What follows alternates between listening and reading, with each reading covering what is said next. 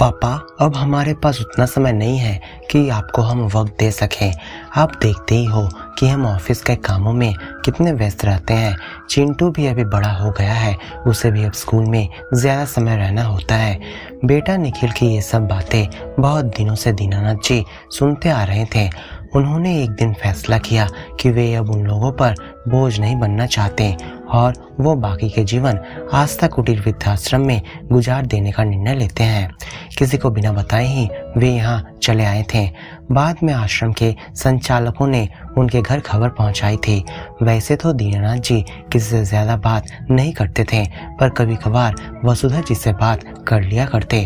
3 साल हो गए थे दीनानाथ जी और वसुधा जी को इस आश्रम में आए हुए। यहाँ पहला कदम रखने का दुख आज हृदय के किसी कोने में दबकर रह गया है। जब ये आए थे तब दोनों के पैर साथ चलते थे और अब हृदय की धड़कन भी साथ चलती है। जैसे एक की थम जाएगी तो दूसरे की भी। एक मित्र साथी के रूप में वसुधा जी को पाकर दीनानाथ जी का जीवन चलता जा रहा था। एक दिन वसुधा जी का बेटा उनसे मिलने आया। उसने माँ से घर चलने को बहुत कहा, पर वह घर जाने को राजी नहीं हुई। उस समय दीनानाथ जी को पता चला कि वसुधा स्वेच्छा से आश्रम में रहने आई थी। वह तो अपने गांव में ही रहना चाहती थी, जबकि बेटा गांव का सब कुछ बेचकर शहर में बस जाना चाहता था। वह सादगी से जीने की आदी थी, इसलिए उन्होंने बेटे से कहा था, मैं वृद्धाश्रम में रहूंगी। बेटे और बहू ने बहुत समझाया कि समाज में उनकी बड़ी बदनामी होगी, पर वो नहीं मानी और वृद्धाश्रम में रहने आ गई थी। एकांत उनकी प्रवृत्ति थी, वह रहती भी एकांत में ही थी। पर वसुधा और दीनानाथ को कहाँ पता था कि वृद्धाश्रम में आने के बाद उन्हें एक साथी मिल जाएगा, जिससे निरंतर बातें की जा सकेगी, नाराज भी हुआ जा सकेगा और मनाया भी जा सकेगा। इतने सालों से साथ रहते रहते उनके बीच सात्विक प्रेम का सेतु बन गया था। दोनों एक बार फिर युवा हो गए थे, उनमें फिर से प्रेम हो गया था और जिंदगी एक बार फिर से प्रेममय हो गई थी। प्रेम तो कभी भी कितनी भी बार हो सकता है, पर प्रेम व्यक्ति से नहीं उसके व्यक्तित्व से होता है। उन दोनों के प्रेम को देखकर वृद्धाश्रम के लोग तरह तरह की बातें करने लगे थे, पर उनकी बातों पर न वसुधा ध्यान दे रही थी और न दीनानाथ। दोनों खुद में मस्त थे। लोग कहते इस उम्र में इन्हें यह सब करते शर्म भी नहीं आती। जिस उम्र में भगवान का नाम लेना चाहिए, इन्हें देखो ये प्रेम के गीत गा रहे हैं। शायद उन लोगों को वसुधा और दीनानाथ जो कर रहे थे उस बात पर गुस्सा नहीं था, उन्हें उन दोनों का साथ रहना खल रहा था। उन्हें इस बात की ईर्ष्या थी कि उनके साथ ऐसा क्यों नहीं है। इसी ईर्ष्या की वजह से एक बार फिर वसुधा और दीनानाथ के जीवन में कैक्टस उगाया था। उन लोगों ने आश्रम के संचालक से शिकायत कर दी कि इस उम्र में ये दोनों ये कौन सा तमाशा कर रहे हैं। एक वृद्ध ने तो यहाँ तक कह दिया कि अगर इन दोनों को किसी ने इस तरह एक साथ देख लिया तो जो लोग आश्रम को दान देते हैं वे दान देना बंद कर देंगे कि ये आश्रम है या अय्याशी का अड्डा। इन्हीं लोगों की बातों में आकर संचालक ने दीनानाथ और वसुधा के घर वालों को फोन करके सारी बात बताई। दीनानाथ के घर से तो कोई जवाब नहीं आया।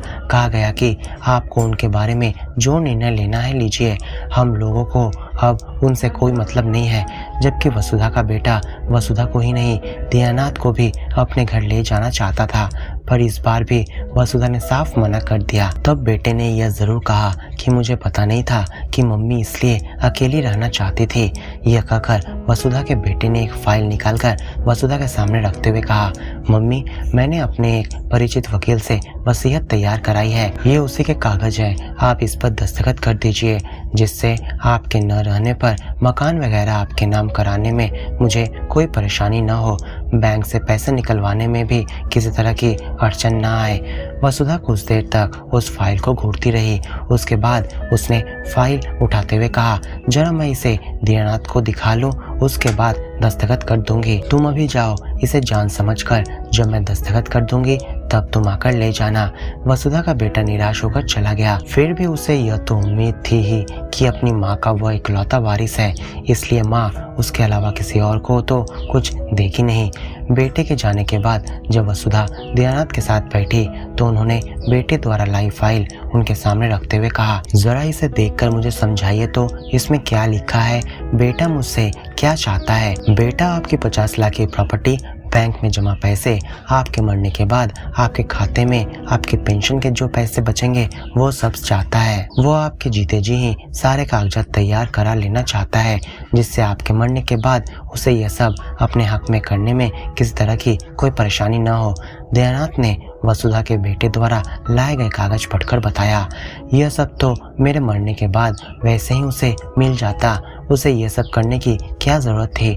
क्या उसे मुझ पर विश्वास नहीं रहा कि यह सब मैं किसी दूसरे को दे दूंगी? आजकल के बच्चे ऐसे ही हैं वसुधा, उन्हें सब कुछ शॉर्टकट में चाहिए। देखा नहीं उसने संचालक के सामने क्या कहा था कि उसे पता नहीं था कि मम्मी इसलिए यहाँ रह रही है।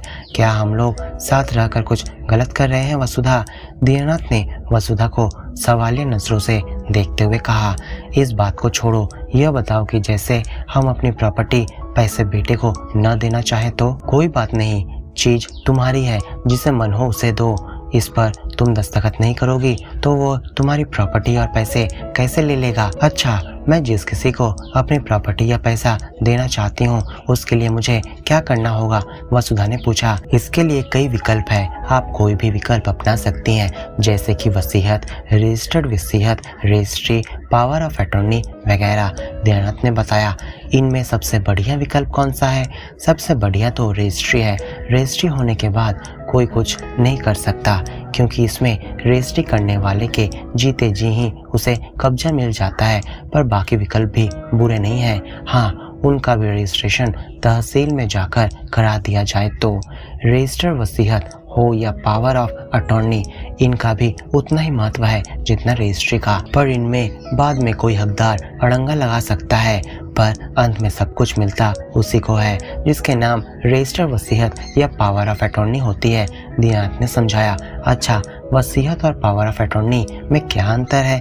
वसीयत में हम अपनी प्रॉपर्टी किसी को अपने मरने के बाद देने की बात करते हैं, जबकि पावर ऑफ अटॉर्नी में हम अपनी प्रॉपर्टी पर अधिकार प्राप्त करने की बात करते हैं। ये दो तरह की होती है, एक में जीवित रहने तक ही अधिकार होता है, जबकि दूसरे में मरने के बाद भी अधिकार बना रहता है। दीनानाथ ने कहा, पर तुम यह सब जानकर क्या करोगी? सामने ये जो कागजात रखे हैं उस पर दस्तखत करने के पहले ये सब जान लेना जरूरी था ना?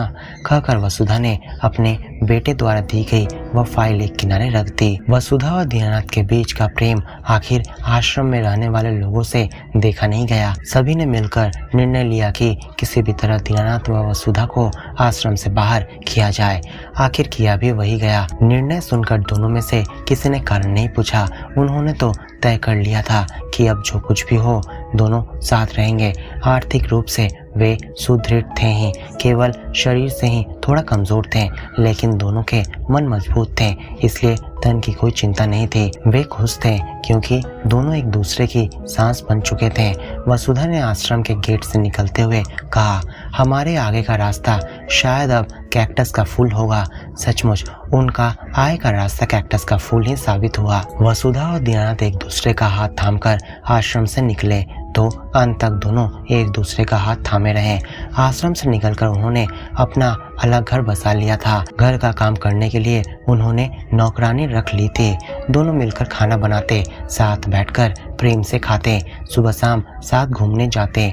उनके दिन हंसी खुशी से बीतने लगे। एक दिन वसुधा दीनानाथ के साथ तहसील गई और अपनी सारी प्रॉपर्टी दीनानाथ के नाम कर दी। वसुधा के इस प्रेम को देखकर दीनानाथ ने भी अपना सब कुछ वसुधा के नाम कर दिया। इसी के साथ उन्होंने अपनी वसीयत में यह भी लिखवा दिया कि अंत में जो बचेगा और उसकी देखभाल जिस अस्पताल में होगी, सारी प्रॉपर्टी और पैसा उस अस्पताल को मिलेगा। तो दोस्तों, क्या आपको ये कहानी अच्छी लगी तो इस वीडियो को लाइक और अपने दोस्तों के साथ शेयर जरूर करें, और ऐसी नई स्टोरी सुनने के लिए हमारे चैनल को सब्सक्राइब करना बिल्कुल ना भूलें। आपको कौन सी प्रकार की कहानी पसंद है हमें कमेंट में लिखकर जरूर बताएं।